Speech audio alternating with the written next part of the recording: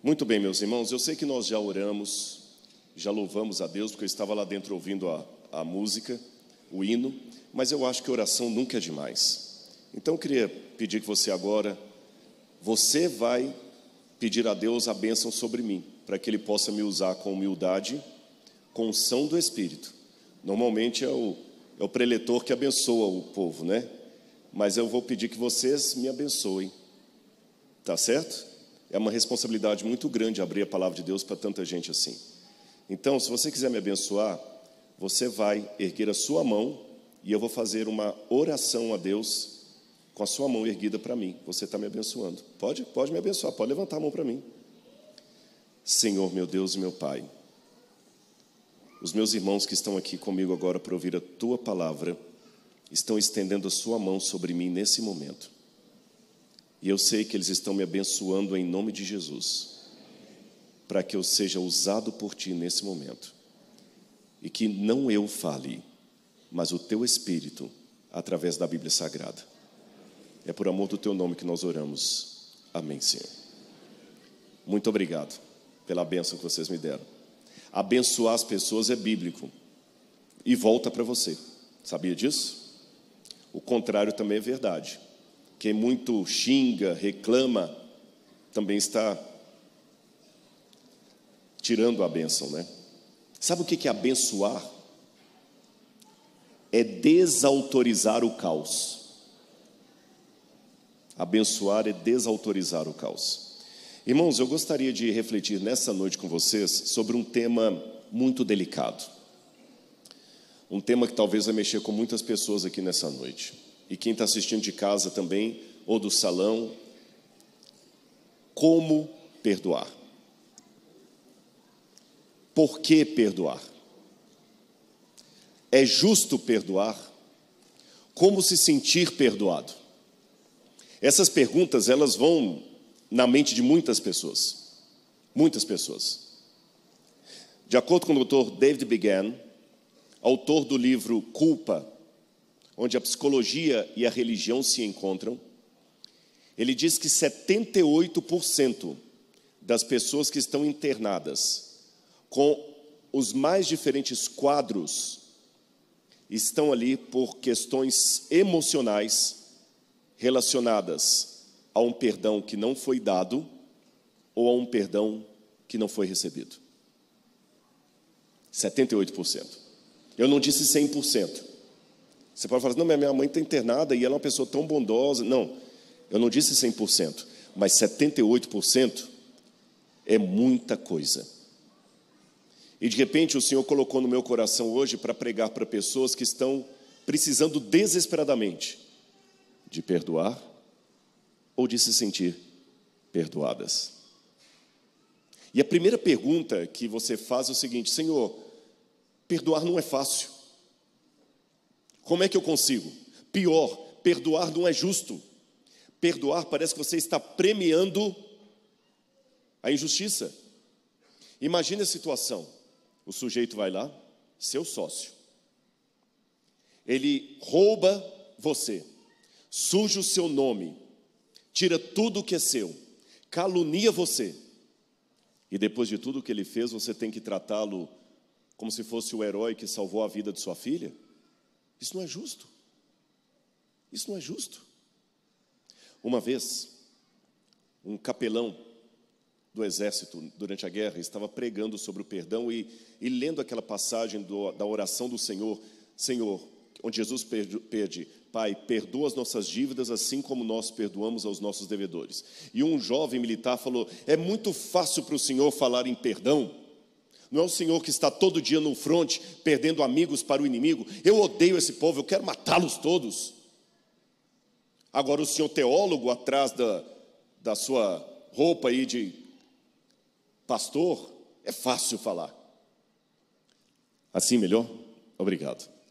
Depois daquele momento, o preletor chamou aquele jovem e falou assim, vem cá, deixa eu te mostrar uma fotografia.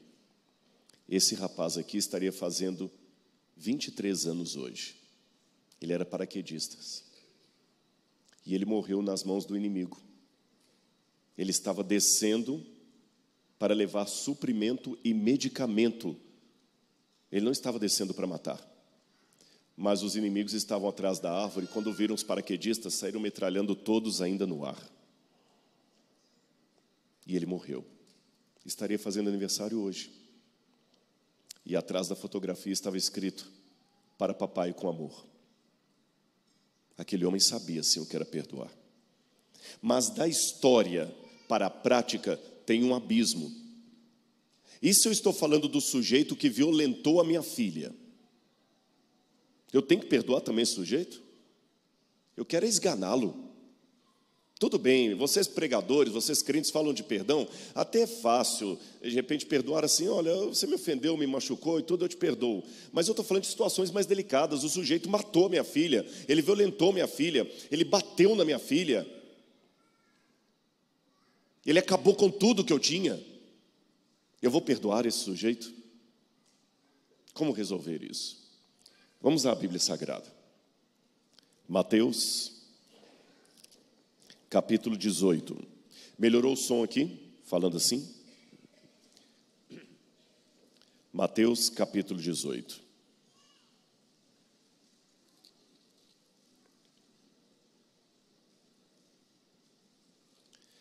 Jesus, a partir do 18, verso 15, ele ensina, e preste atenção nesse detalhe que ele é importante. Jesus ensina como na igreja deveríamos tratar aqueles que erram ou que falham. E ele começa dizendo: se o teu irmão pecar contra você, se o seu irmão pecar contra você, vá e repreenda-o em particular. Se ele ouvir, você ganhou seu irmão. Mas se ele não ouvir, leve ainda com você uma ou duas pessoas, para que, pelo testemunho de 2 ou 3 testemunhas, toda a questão seja decidida. E se ele se recusar a ouvir essas pessoas, exponha o assunto à igreja.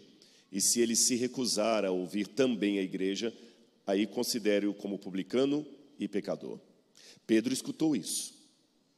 Os apóstolos também. Aí no verso 21, Pedro, aproximando-se, perguntou a Jesus: Senhor, até quantas vezes meu irmão pecará contra mim que eu lhe perdoe? Até 7 vezes. Fique com a Bíblia aberta. Fique com a Bíblia aberta.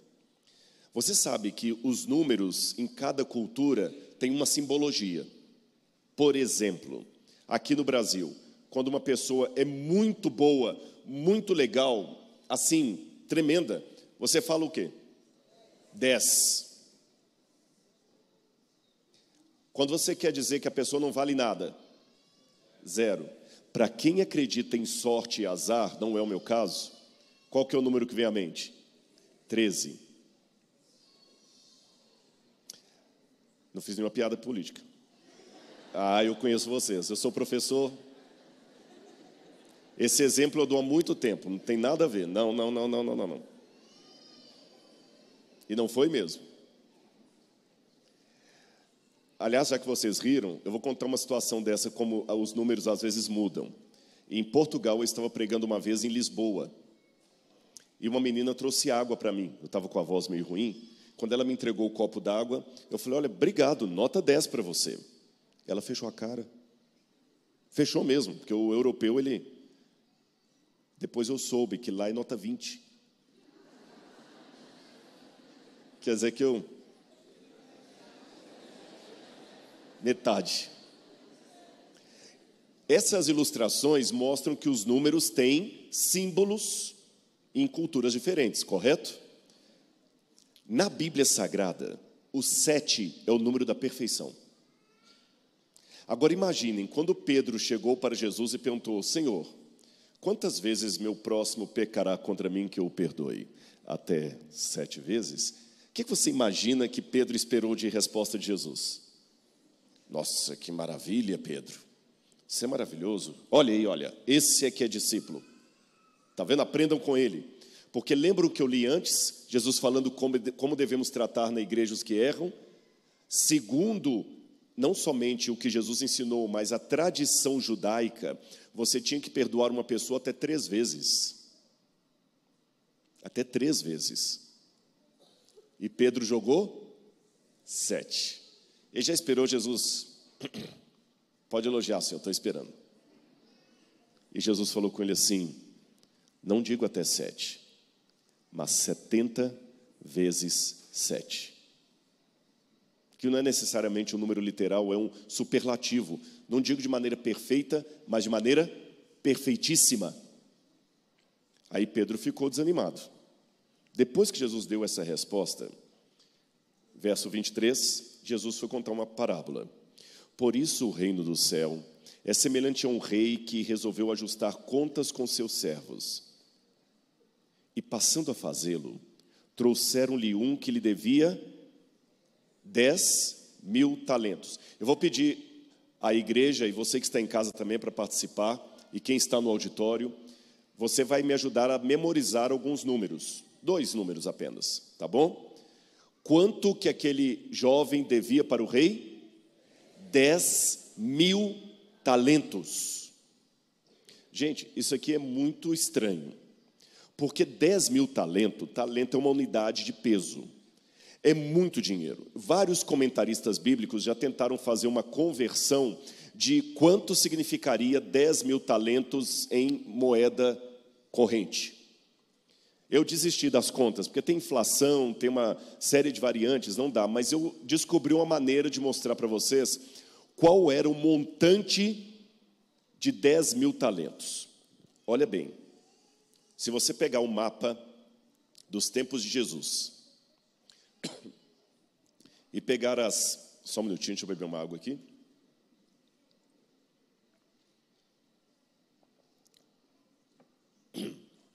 Se você pegar o mapa da época de Jesus e pegar as principais regiões da época de Jesus e somar o imposto romano cobrado ali durante um ano, você vai ter um valor inferior. Eu vou falar. Vamos ver essas regiões: Judeia, Pérea, Idumeia, Galileia e Samaria. Eu peguei 5 regiões. Tá bom? Aí eu fiz a conta de quanto seria o imposto anual cobrado pelos romanos dessas 5 regiões.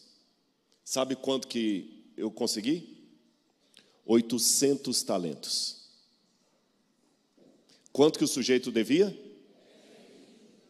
Deu para vocês entenderem? É um valor impagável.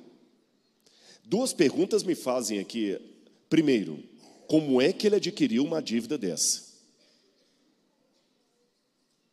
Daqui a pouquinho nós vamos responder.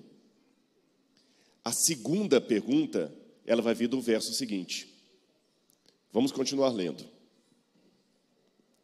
Não tendo, porém, ele com que pagar, óbvio, não tendo, porém, ele com que pagar, o senhor desse servo ordenou que fossem vendidos ele, a mulher, os filhos e tudo que possuía, e que assim a dívida fosse paga. Então o servo, caindo aos pés dele, implorava: tenha paciência comigo e pagarei tudo ao Senhor. Ele iria pagar? O pedido desse camarada é um pedido de desespero, é um pedido tolo, é um pedido de utopia. Ele não ia pagar nunca. Gente, se eu juntasse os impostos romanos anuais, eu conseguiria 800 talentos. Não era o suficiente para pagar nem 10%. Como é que o sujeito ia pagar? Continua com a Bíblia aberta. Sabe o que Jesus estava querendo ilustrar com isso? 2 coisas. Em primeiro lugar, a dívida astronômica que Adão e Eva, e por extensão todos os seus descendentes, contraíram perante o céu quando pecaram comendo o fruto proibido. A dívida humana perante Deus era impagável. Mas aqui vem a segunda coisa que Jesus mostrou. À semelhança daquele servo, nós temos a tentação de querer resolver o impossível do nosso jeito. Isso é triste, irmãos. Eu vou falar de algo aqui que eu estou me incluindo. Como nós somos orgulhosos. O pecado que tirou o anjo rebelde do céu não foi o adultério, não foi o furto, não foi a idolatria. O primeiro de todos, o orgulho. E talvez a primeira coisa que o Senhor coloca no meu coração para trabalhar comigo e com você nessa noite é esse verme chamado orgulho. Nós somos orgulhosos. E o orgulho se manifesta de várias maneiras na nossa vida. Uma delas é achando que nós nunca estamos errados o bastante para sermos condenados. Outra é achando que nós estamos ruins demais para aceitarmos a graça de Deus. Outra maneira que o orgulho se toma é quando nós queremos remediar os nossos problemas por conta própria. Ser paciente comigo, Senhor, e tudo te pagarei. Eu não sei se eu estou falando para alguém que é economista, contador, mas no original grego em que essa parábola de Jesus foi escrita, tem uma palavra técnica da contabilidade. Eles dizem makrotumazon. Makrotumazon em grego significa rolamento da dívida. Literalmente o que ele pediu foi o seguinte: dê-me um prazo. Quando Adão e Eva pecaram, a primeira sensação externa que eles tiveram do pecado, de acordo com o livro do Gênesis, é que eles se sentiram nus. E qual foi a primeira coisa que fizeram ao se sentir nus? Antes mesmo de fugir, eles fizeram cintas de figueira para si. Vamos resolver o problema. Cintas de figueira, isso mesmo. Cinta de figueira. Tudo, cobriu tudo, em cima e embaixo. Isso. Mas resolveu a cinta de figueira? Quando Deus chegou no jardim, eles fugiram de novo. Tecnicamente não estavam nus, porque eles estavam cobertos de folhas, mas a presença do Senhor os fez fugir, porque a justiça humana não resolve nada. Eu acho interessante como muitas pessoas, às vezes, por orgulho, eles não querem aceitar a ajuda. Sabe, tem o livro do Padre Brown, o autor é o Chesterton, estou tentando lembrar o título do livro. Não é O Crime do Padre Brown, não, vou lembrar daqui a pouquinho. É do Chesterton, é um excelente autor, já falecido, é claro, jornalista, católico e apologeta. E ele escreveu muitas coisas interessantes. E nessa parte do Padre Brown lá, Padre Brown é o título do livro, tá? Não é o autor, não. Tem uma hora lá que o detetive, tem uma frase que ele fala assim: o grande drama não é que eles não veem o problema, eles não querem ver a solução. Porque a solução, às vezes, é se humilhar. E nós não queremos nos humilhar. Nós só achamos que nós somos os bonzinhos da história. Aí a Bíblia fala, vamos continuar aqui, e o Senhor daquele servo, compadecendo-se, mandou-o embora e, como é que está na tradução de vocês? Perdoou-lhe a dívida. Perdoou-lhe. Aqui tem outra palavrinha técnica, afesis, cancelou a dívida. Afesis é mais do que perdoar. Você pega a promissória e rasga. Então aquele homem saiu da frente do rei, perdoado, mas, dizem que toda verdade vem depois da conjunção adversativa, né? Mas, saindo, porém, aquele servo encontrou um dos seus conservos, que lhe devia 100 denários. Agarrando-o, começou a sufocá-lo, dizendo: pague-me o que você me deve. Então o seu conservo, caindo aos pés, lhe pedia: tenha paciência comigo e tudo pagarei a você. Ele, porém, não quis. Pelo contrário, foi e o lançou na prisão, até que saldasse a dívida. Vendo seus companheiros o que havia acontecido, ficaram muito tristes e foram relatar ao seu senhor tudo o que havia acontecido.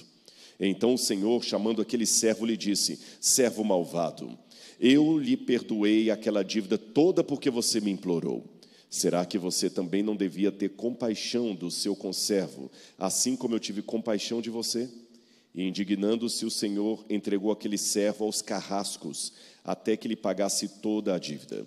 Assim também, meu Pai que está no céu fará com vocês, se do íntimo não perdoarem cada um ao seu irmão. Sabem por que aquele homem não conseguiu perdoar o seu próximo?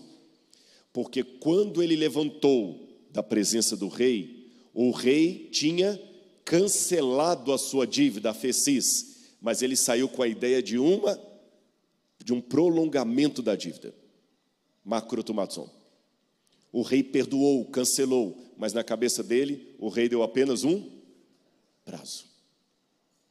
E você sabe, se você está devendo um agiota, uma dívida alta, ele vem, sabe igual esses filmes, com um porrete, e quebra o armário da sua loja e fala, o próximo vai ser na sua cabeça. 30 dias para você pagar a dívida.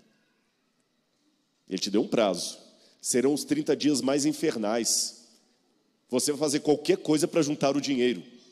Então, um dos primeiros problemas que as pessoas não conseguem perdoar é porque elas não entenderam ainda o perdão que Deus lhes deu. E não entenderam por uma multiplicidade de fatores. Alguns não entenderam porque acham que o problema deles nunca é tão grave assim. Outros porque acham tão grave que não acreditam que Deus é capaz de perdoá-los. Outros porque não entenderam mesmo que foram perdoados. E outros ainda porque têm uma dívida emocional desde a infância. Cada um de nós, quando nascemos num mundo de pecado, recebemos dos nossos pais inclinações traumáticas, emocionais, que vêm de geração em geração. E principalmente para os jovens que estão aqui, eu quero fazer um alerta. Essa geração de vocês não está mais se interessando em conhecer família. Você sabe tudo sobre o BBB, sobre futebol, mas você não conhece a história da sua mãe, do seu avô, do seu tio. E sabe qual que é o problema, meus irmãos?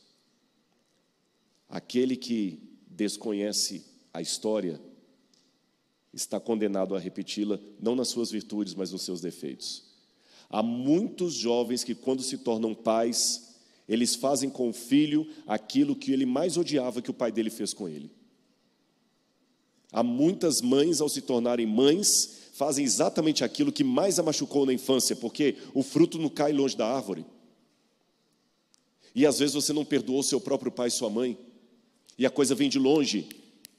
Às vezes eu estou pregando para alguém nessa noite que foi convencido emocionalmente na infância da síndrome do impostor, que você não vale nada. Eu não queria você. E você cresceu sempre com sentimento de culpa. Uma culpa que talvez nem é sua. Então, nessa noite, eu já começo a dizer para você que salvação também é uma terapia espiritual e moral e emocional. Receba o perdão de Deus. Eu não estou perguntando qual a gravidade do seu pecado. Eu estou acentuando a imensidão da graça. Se você, sinceramente, pedir a Jesus agora perdão pelo seu pecado, Ele tratará você como se você nunca houvesse pecado. E a justiça de Cristo vai cobrir você.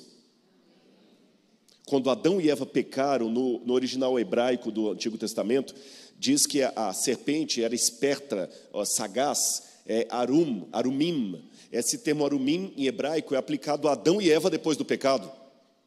Se tornaram quase eu posso dizer, quase o caráter da serpente. Mas Deus pode mudar isso pela graça dele. Ele pode tirar a velha natureza.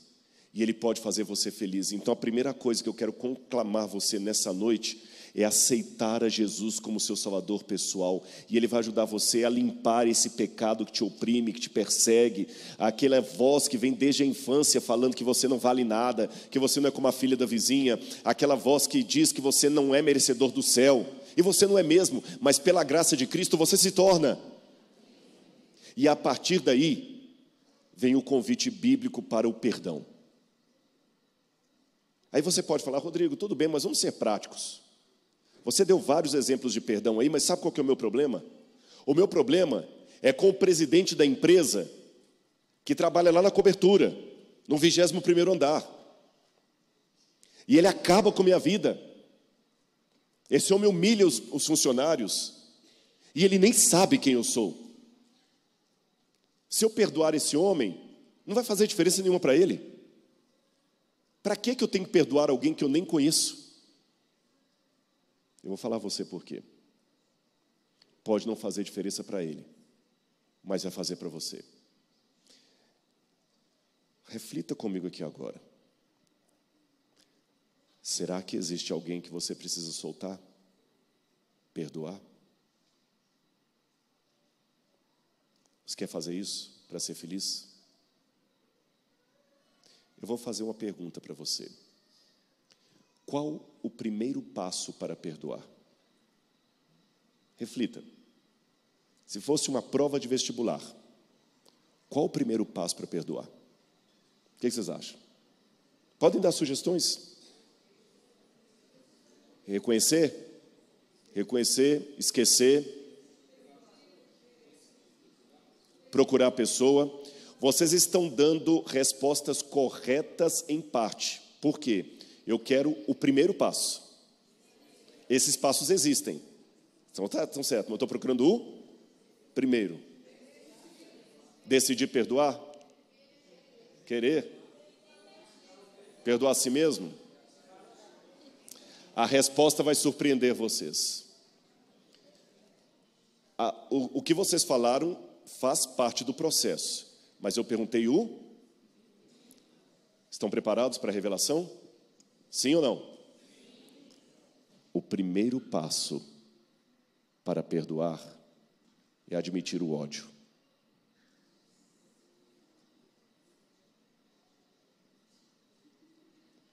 Porque se você não der esse primeiro passo, não tem como dar os outros.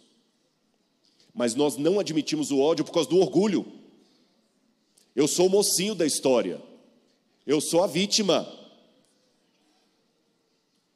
Eu sou aquele que me prejudicaram. Ódio é para o outro, eu não. E quando você pergunta, não, mas você está tendo ódio. Não, não é ódio, Rodrigo, não, isso é muito pesado. Não, eu não odeio ninguém. Eu tenho um sentimento. Esquece isso. A gente fica procurando palavrinhas muito bonitas. A gramática da língua portuguesa não é necessariamente a gramática das emoções.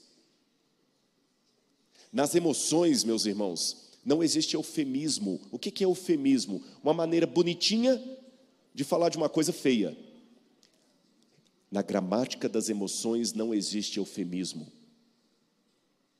Não existe politicamente correto. Você tem ódio. E sabe por que é o ódio? Não é porque você é mau caráter, não. É porque foi o primeiro sentimento que vem quando alguém machucou muito você. E enquanto você não admitir que você tem um ódio para tirar de dentro de você, você não vai conseguir dar os demais passos. Por que não vai dar? Primeiro, porque você vai se achar bom demais para odiar alguém. Eu sou uma pessoa de bom caráter. Segundo, o diabo vai tentar você a ficar tapando o ferimento, a bala, com band-aid. Terceiro, você nunca vai ver a gravidade do que você está sentindo e que você também precisa do perdão de Deus, porque o ódio não é uma coisa de Deus. E a partir do momento que você admitir isso, você vai implorar a Deus para arrancar isso de você. E pela graça dele, ele vai arrancar esse ódio de você. E eu quero dizer para você uma coisa. Eu vou falar da minha própria experiência. Eu cresci com muita violência doméstica do meu irmão. Eu tenho o cóccix quebrado por um chute que eu ganhei dele. Eu me lembro de uma vez que ele não era filho do meu pai, era irmão por parte de mãe, que eu cheguei em casa e precisei de muita terapia para chegar num auditório como esse e contar esse tipo de coisa. Porque, assim, para massagear o ego, é gostoso falar de arqueologia, título, mas eu descobri que, de repente, não é o título doutor que vai me fazer chegar ao seu coração. É a certeza que eu estive aí. Ele chegou em casa, bêbado, como sempre, e eu assistindo um programa que eu sempre gostei das coisas de Deus. E tinha o Boa Noite Brasil, lembra? Flávio Cavalcante. Já estão fazendo conta da minha idade aí, né? E era um programa de perguntas e respostas sobre Jesus. E estava na final. E ele queria ver o jogo de futebol. Ele chegou e falou assim: eu vou assistir o futebol. Eu falei: deixa eu só terminar aqui. Ele já me deu um tapa e trocou a TV. Eu fui ao quarto, falei com meu pai veio, ele bateu no meu pai. Na minha frente. Meu pai teve que fugir pulando o muro para a casa do vizinho. E ele veio em cima de mim me socando, e minha mãe assim, e minha mãe também colaborava com isso, porque ela tinha uma bipolaridade. Foi onde ele começou a me socar e eu urinei na roupa, na mesma hora. A bexiga soltou. Quem estuda psicologia vai explicar melhor do que o processo aí. Esvaziou, Janete, tudo. Sem controle algum. E depois disso eu virei, ele me deu aquele chute que eu senti uma dor muito grande e fui ver anos depois que eu tenho o cóccix fraturado. Numa tomografia descobriram isso. Eu tive vontade de matar o meu irmão. E eu cresci esperando o dia que eu ia ficar adulto do tamanho dele para matá-lo. Porque eu tinha 8 anos nessa época, 7, 8 anos. E eu vou afirmar com os irmãos aqui. Eu não me sinto culpado por ter tido aquela vontade. Eu me sinto aliviado por não ter feito aquilo. Mas eu tive que soltar o meu irmão para ser feliz. Não vingar. Numa situação dessa você tem 2 caminhos. O da vingança ou do perdão. O da vingança vai te prender mais ainda a pessoa. O do perdão vai permitir você vir a uma igreja lotada de pessoas e dar esperança para elas. Não foi fácil. Mas eu aprendi que perdão é soltar. Soltar. Solta. Está na hora de você ser feliz. Solta. Você fica agarrado a essa pessoa que te machucou. 1000 pessoas te fazem o bem e você esquece. Uma pessoa te faz o mal, você precisa ir para o terapeuta e olha que nem muitas sessões você esquece. Nada contra os terapeutas, eles têm que ganhar o salário deles. Por quê? E quando você tem isso mal resolvido, até para as comunidades religiosas, quantas pessoas saem da igreja e falam assim: ah, na igreja não tem amor, não tem carinho. Quantas pessoas te fizeram bem? Gente, eu estou falando da minha vida. Eu olho para trás hoje, conto como eu fui amado, mas na hora que você se sente rejeitado, você só vê os algozes. Então, em nome de Jesus, eu quero dizer: solta essa pessoa. Está na hora de você ser feliz. Você está levando essa imagem para o seu casamento, para a sua vida pessoal, para sempre. Solta, solta dentro de você. Solta, porque ele é uma pessoa também machucada. Talvez o que ele fez com você não é porque ele odeia você, ele está sendo apenas ele. Solta. Se você ficar agarrado a essa pessoa ad infinitum, aí você vai estar premiando a injustiça. Sabe por quê? O outro me prejudicou e eu fico tão apaixonado por ele que eu não consigo mais me relacionar. Eu não consigo mais amar, porque eu só consigo pensar naquela pessoa. Solta. Em nome de Jesus, solta. Há muitos anos eu não pregava esse sermão. E um dia eu preguei numa igreja, numa cidade, não vou falar onde eu dei esse exemplo. Solta aquele que violentou sua filha. Porque se você vingar, ela já teve o trauma do que ela sofreu e vai ter um segundo trauma, que é a perda do pai, porque você vai ser preso. Você tem que soltar aquele que machucou sua filha, porque ela agora precisa de você inteiro para ajudá-la. No final do sermão, um homem chorava copiosamente. Ele era um policial civil, membro da igreja, que tinha sofrido isso, porque um tio tinha feito com a sobrinha. E ele já tinha programado, que aquele era o último sábado que ele iria estar na igreja, e ele já tinha programado: eu vou sair da igreja, mas domingo à noite eu vou matá-lo. A arma já estava municiada e guardada. Eu sou muito cético para acreditar em meras coincidências. Eu não sabia disso. E ele me agradeceu. E ele não fez aquela barbárie. E hoje a filha está com o pai para apoiá-la e não na cadeia. E a igreja está com um membro lá que entende o que é redenção. Então, nessa noite, será que eu também não estou pregando para alguém que precisa soltar o outro e ser feliz? Será que eu estou pregando para alguém que precisa receber o perdão e a graça de Deus na sua vida? Eu vou chamar alguém para cantar uma música agora aqui. Vem para Jesus. E eu quero dizer para você uma coisa muito importante. Preste atenção, olha para mim aqui. Quando Deus pede para você soltar o outro, Ele não está querendo premiar o outro. Ele está querendo livrar você daquilo que vai te machucar. Quem você precisa soltar essa noite? Uma vez eu conversei com uma senhora de 78 anos,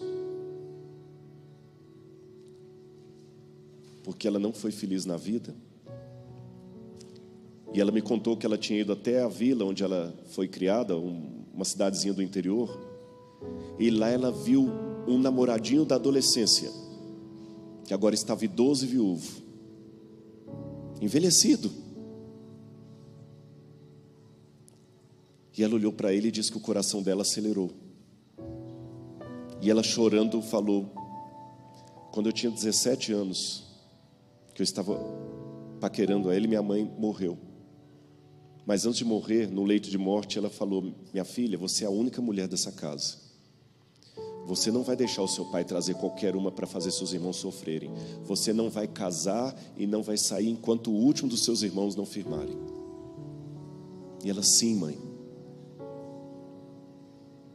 E ali com 78 anos que ela percebeu, minha mãe não pensou em mim, só nos meus irmãos. E eu tive que, com aquela senhora de 78 anos, trabalhar com ela o perdão. Quem você precisa soltar? Vem para Jesus. Nesse momento, se alguém nessa noite aqui está sentindo que precisa ser feliz, precisa soltar alguém, ou receber o perdão de Deus, vem aqui à frente que eu quero orar por você. Eu quero conclamar você a receber a graça de Cristo agora. Pode vir da galeria, pode vir do outro salão, enquanto essa música é cantada, que fala: vem para Jesus. Podem vir aqui. Quem sentir no seu coração, eu quero orar por você.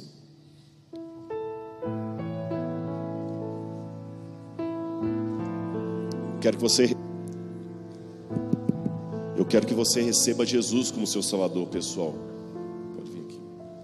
Quando Jesus te chama e tu não vens, pra onde vais então? Jesus está amando hoje, né? Voltas pro mundo e tudo que contém, mas voltas triste como ninguém. Porque voltar pro frio gelado que destrói e abandonar os braços de amor do Pai? Porque insistir no que te faz tão mal, no que te rouba a paz?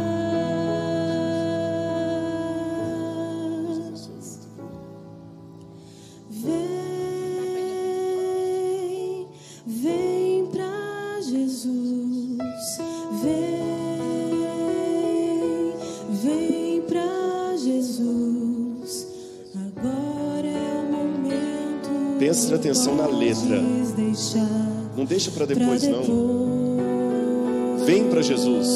Se estiver na galeria, não tenha medo. Eu espero você. Desça. Se querem subir um pouquinho aqui para caber mais gente, vem para Jesus hoje.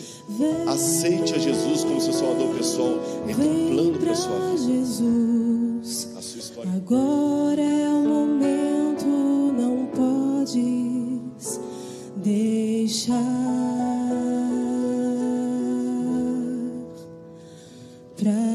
depois.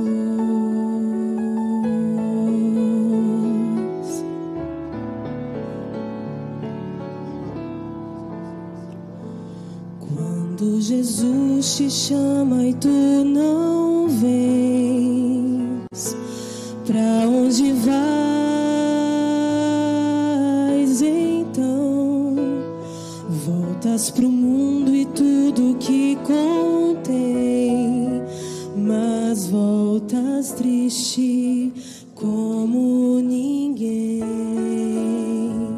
Junto de Cristo existe sempre um bom lugar, onde o calor e abrigo podes encontrar. Começou a hora de você ser onde tua feliz. vida pode retomar. Sua vida pode retornar sua força hoje. e seu vigor. Vem para Jesus. Aceite a Jesus como seu Salvador pessoal.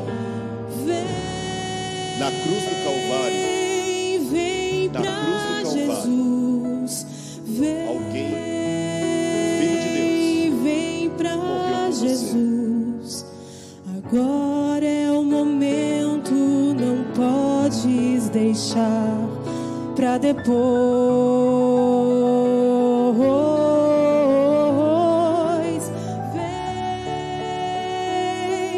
Vem pra Jesus. Vem para Jesus. Vem pra Jesus. Se não couber mais aqui, você quiser ficar em pé onde você está, Agora é o momento, Agora é o momento. não pode não deixe para depois. deixar. Vença o orgulho, aceite a Jesus. Pra depois. Glória a Deus. Olha, gente, Deus ama vocês demais. Eu sou humano, eu posso decepcionar vocês, mas Ele não vai decepcionar você nunca. Nunca. Ele é o Deus da sua vida. Ele é o Senhor da sua história. Começa hoje a escrever uma nova página com Ele, em nome de Jesus. Tá bem? Ele ama você. Ele ama cada um de vocês. Sinta-se perdoado e lavado no sangue do Cordeiro de Deus. Eu posso orar por vocês? Fechemos os olhos então. Amado Senhor, pela graça de Jesus, pelo sangue do Cordeiro, meu Pai, eu coloco as minhas irmãs e os meus irmãos agora no Teu altar. Pai, está difícil, machucaram o nosso coração, quebraram a nossa confiança, traíram o nosso sentimento. Ajuda-nos, Senhor, a perdoar, a soltar, porque não queremos mais ficar presos nas algemas da raiva, do rancor, do ódio. Queremos ser livres, Senhor. E ao mesmo tempo que pedimos força, Senhor, da Tua graça para perdoar, imploramos também o Teu perdão, Senhor. Oh, Pai, a gente erra, a gente comete defeitos, o diabo nos acusa, mas eu sei que ele foi expulso do céu e que nós o venceremos pelo sangue do Cordeiro. E é por isso, Senhor, pelo sangue do Cordeiro, que eu decreto vida nova a partir de agora. Vida nova, Senhor, com Tua graça, com a Tua companhia, com Teu amor. Eu abençoo a todos agora, Senhor, com a bênção do grande Deus Pai, Criador de todos nós, pelos méritos de Cristo, o nosso único e suficiente Salvador. Amém, meu Deus. Amém. Que Deus abençoe vocês. Podem voltar para os lugares.